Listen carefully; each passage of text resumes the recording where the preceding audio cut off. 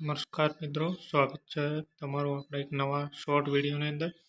તો મિત્રો આપણે આજે ચર્ચા કરીશું પ્રાચીન અભિલેખોની. તો મિત્રો જે પ્રાચીન સમયના રાજાઓ દ્વારા અભિલેખો બનાવવામાં આવ્યા હતા તેના વિશે આપણે ચર્ચા કરીશું.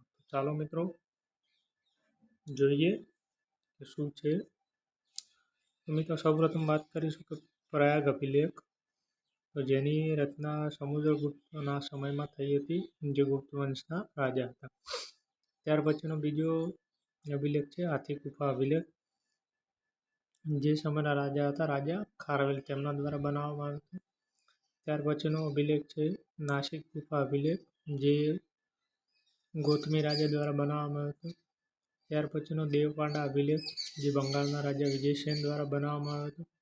ત્યાર પછીનો છે ગ્વાલિયર પ્રશસ્તિ લેખ, જે રાજા ભોજ દ્વારા બનાવવામાં આવ્યો હતો. તેમજ ત્યાર પછીનો છઠ્ઠો અભિલેખ છે કે એહોલ અભિલેખ, ચાલુક્ય રાજવી પુલકેશી બીજા દ્વારા બનાવવામાં આવ્યો હતો.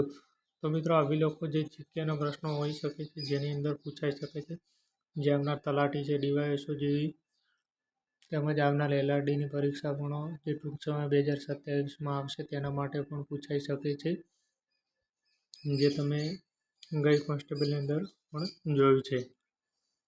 તો મિત્રો જય હિન્દ, જય ભારત.